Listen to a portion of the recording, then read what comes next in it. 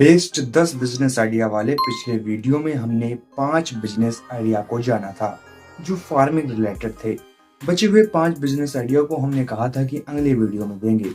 आज का यह अगला वीडियो जिसपे हम बताएंगे बचे हुए 5 बिजनेस आइडिया के बारे में। लेकिन अगर आपने अभी तक पिछला वीडियो नहीं देखा है तो पहले उसे जाकर देखें, क्योंकि जो उसमें बिजनेस आइडिया बताए गए थे उन्हें आप आसानी से शुरू कर सकते हैं। उसके बाद ही इस वीडियो को आकर देखें, क्योंकि ये वीडियो कुछ एडवांस होने वाला है जिसमें हम बचे हुए 5 बिजनेस आइडिया को कवर करेंगे। तो पिछले वीडियो में जैसा कि हमने बताया था कि एक बिजनेस को शुरू करने के पीछे, खासकर फार्मिंग बिजनेस को शुरू करने के पीछे कुछ महत्वपूर्ण फैक्टर्स काम करते हैं।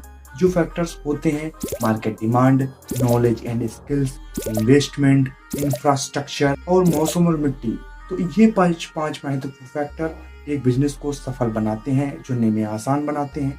इसीलिए मैं कह रहा हूँ पहले वो वाला वीडियो देखिए, इसके बाद इस वीडियो में आइए आगे से शुरू करते हैं और जानते हैं छठा बिजनेस आइडिया। छठा बिजनेस आइडिया आता है एग्री टूरिज्म का।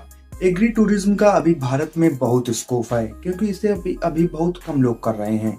इसकी खासियत यह है कि इसे बहुत कम में शुरू किया जा सकता है। आप इसे कम इन्वेस्टमेंट के साथ शुरू कर सकते हैं, लेकिन जैसे जैसे आपकी कमाई बढ़ती जाएगी, आपकी आमदनी बढ़ती जाएगी, उस हिसाब से आप इसे दोबारा बिजनेस में लगाकर री इन्वेस्टमेंट करके अपने बिजनेस को, अपने फार्म को, अपने एग्री टूरिज्म की जगह को और भी बढ़ा सकते हैं, ताकि आप उससे और ज्यादा कमाई कर पाएं। इसके लिए आपको शुरुआत में अपने फार्म का डिजाइन करना होता है। उसके बाद उसमें जैसे जैसे टूरिस्ट आते जाते हैं आप उनको मोनेटाइज करते जाते हैं। अब सबसे बड़ी बात आती है कि इसमें आप पैसा कैसे कमाएंगे। तो सबसे पहले जब कोई भी व्यक्ति आपके फार्म में घूमने आता है तो उसका आप एक टिकट रखते हैं, एक फीस रखते हैं, जिससे आपकी कमाई होती है। इसके अलावा आप अपने फार्म पर, एग्री टूरिज्म वाले प्लेस पर आप कुछ चीजें बेचते हैं, जैसे कि मिट्टी के बर्तन हो गया, घी हो गया और भी कई चीजें जैसे कि शहद हो गया। तो ऐसे ही कई चीजें जो गाँवों में बनाई जाती हैं आप उन्हें डायरेक्ट सेल करते हैं। इसमें आपकी अगर 10 रुपए की लागत लगती है तो कभी कभी 100-200 रुपए तक की कमाई हो जाती है। वो कैसे? क्योंकि इसमें अधिकतर शहर के लोग और विदेशी लोग तक भी आते हैं। इस कारण से वो डॉलर में पे करते हैं और आप रुपए में लेते हैं। तो इसके कारण से जो मनी का गैप है, वो डॉलर और रुपए में अंतर है, वो साफ देखने को मिलता है और आपकी कमाई बढ़ती है। ये बिजनेस आइडिया आपको जरूर करना चाहिए। आपके क्षेत्र में उम्मीद है कोई नहीं कर रहा होगा, इसीलिए मैं आपसे कह रहा हूँ कि आप इसे शुरू करें। अगर आज से शुरू करते हैं तो 1 महीने बाद आपकी कमाई शुरू होने लगेगी। बस इसमें एक बात का ध्यान रखना होता है कि आपके फार्म पर टूरिस्ट आए। अगला फार्मिंग बिजनेस आइडिया आता है फ्लावर फार्मिंग। फ्लावर नहीं, फायर में। आपने वो डायलॉग सुना होगा, बिल्कुल सटीक बैठता है इसकी खेती पर, क्योंकि इसकी खेती भी कुछ इस प्रकार है। इसमें आमदनी बहुत होती है, बस आपको कुछ बारीकी चीजों पर ध्यान देना होता है। फ्लावर फार्मिंग में फूलों की खेती में आमतौर पर 2 प्रकार के फूल उगाए जाते हैं। नंबर 1 लूज फ्लावर, दूसरा है कट फ्लावर। लूज फ्लावर वो फ्लावर कहलाते हैं जिनकी पत्तियां अलग अलग हो जाती हैं, और कट फ्लावर फूलों के साथ एक स्टिक टाइप की जाती है, वो उन्हें कट फ्लावर कहलाते हैं। तो ये 2 प्रकार के फूल बाजार में मूलतः बिकते हैं। कट फ्लावर का जो उपयोग है वो बुकी और गुलदस्ता आदि बनाने में किया जाता है, जबकि जो लूज फ्लावर होते हैं उनसे जो रस होता है, जूस होता है, वो निकाला जाता है, जिसका फार्मास्यूटिकल्स दवाइयों आदि में उपयोग किया जाता है।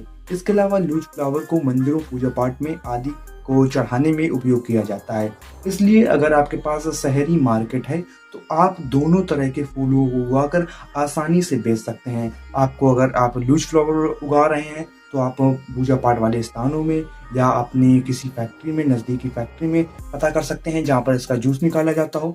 उस जगह पर आप अपने जो फूल हैं उनको आसानी से बेच सकते हैं। तो ये एक बढ़िया आमदनी का सोर्स हो सकता है। अगर आपकी मिट्टी, मौसम अनुकूल हो फूलों के लिए तो आप इस बिजनेस आइडिया को जरूर अपनाइए। अगला बिजनेस आइडिया आता है इक्विपमेंट रेंटिंग का। भारत में कई सालों से ये बिजनेस आइडिया छोटे स्तर पर काम करते आ रहा है, क्योंकि भारत में जो किसानों के पास जमीन है वो इतने बड़े क्षेत्रफल पर नहीं है कि वो अपने खुद के ट्रैक्टर और मशीनरी आदि ले पाएं।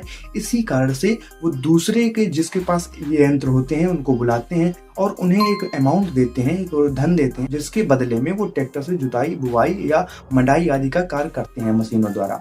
तो ये बिजनेस आइडिया आपके इधर सफल हो सकता है, क्योंकि किसान तो सबके ही इधर होते हैं। अगर आप फार्मिंग बिजनेस आइडिया को ढूंढ रहे हैं तो ये आपके लिए एक बढ़िया विकल्प हो सकता है, क्योंकि जो आधुनिक यंत्र हैं वो भी कई किसानों के पास नहीं है, कई क्या अधिकतर किसानों के पास नहीं है। जैसे कि ड्रोन हो गया, सेंसर्स हो गए और कुछ बड़ी मशीनें हैं जो अभी किसानों के पास उपलब्ध नहीं है। तो आप इस मार्केट गैप का फायदा उठा सकते हैं। आप ऐसे यंत्रों को खरीद कर, इसमें सरकार भी मदद करती है और आप उन्हें किराए पर चला सकते हैं, जिसकी आप अमाउंट ले सकते हैं। तो इसमें विन विन सिचुएशन हो जाती है, क्योंकि किसानों को नई मशीनें, नई आधुनिक यंत्र मिल जाएंगे और आपको आपका पैसा मिल जाएगा।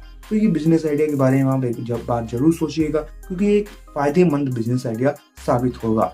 अगला आइडिया आता है कंपोस्ट बिजनेस का। अगर आप शहर में रहते हैं या गांव में रहते हैं, कहीं पर भी रहते हैं, इस बिजनेस को आसानी से किया जा सकता है। बल्कि शहर में इस बिजनेस का और भी फायदा मिल सकता है। सबसे पहले जानते हैं कि गांवों में इसका क्या फायदा है। कंपोस्ट, जब आप वर्मी कंपोस्ट आदि वाली खाद बनाते हैं, जो कि अभी बहुत कम लोग बना रहे हैं, लेकिन इसका उपयोग लगातार ऑर्गेनिक फार्मिंग की वजह से बढ़ता जा रहा है। तो गांवों में आप इसे बनाकर आसानी से अपने आसपास के किसानों को बेच सकते हैं। लेकिन शहर में कैसे बेचेंगे? शहर में सबसे बढ़िया है किचन गार्डन, होम गार्डन वाले लोगों को बेचना, क्योंकि वहां पर मिट्टी में अपनी सब्जियों को, फलों को उगाना थोड़ा कठिन साबित होगा, क्योंकि वो अपने जो फ्लैट वगैरह रहते हैं वहां पर ले नहीं जा सकते मिट्टी, और भारी भी हो जाती है। इसी कारण से आप वर्मी कंपोस्ट जब वहां पर 5 किलो, 10 किलो या 2 किलो का बैग ले जाते हैं और उसमें अपनी सब्जियां उगाते हैं, तो इसी कारण से आप इस मार्केट गैप को देख सकते हैं और आसानी से उन लोगों तक पहुंच सकते हैं जो होम गार्डनिंग या किचन गार्डनिंग के शौकीन हैं या ऑर्गेनिक सब्जी अपना खुद का उगाकर खाते हैं। तो आप उन तक पहुंचकर अपना जो खाद है उसको बेच सकते हैं, कंपोस्ट को बेच सकते हैं और अच्छा पैसा कमा सकते हैं। चलिए आगे बढ़ते हैं। अगला फार्मिंग बिजनेस आइडिया आता है बी कीपिंग, यानी मधुमक्खी पालन का। इस बिजनेस का फायदा यह है कि इसमें आप बहुत कम लागत से शुरू कर सकते हैं। 2 मधुमक्खी के जो डिब्बे आते हैं, बॉक्स आते हैं, उनसे आप इस बिजनेस को शुरू कर सकते हैं और अपने उत्पादन को बढ़ा सकते हैं। जैसे जैसे आपका मुनाफा बढ़ता जाएगा, आप इसमें री इन्वेस्ट करके और अपने बिजनेस को बढ़ा सकते हैं। तो इसमें आपको एक और लाभ, दोहरा लाभ की स्कीम बताता हूँ। इसमें दोहरा लाभ आप कैसे लेंगे? अगर आप सरसों आदि की खेती करते हैं तो आप उसके आसपास इन मधुमक्खियों को पालें।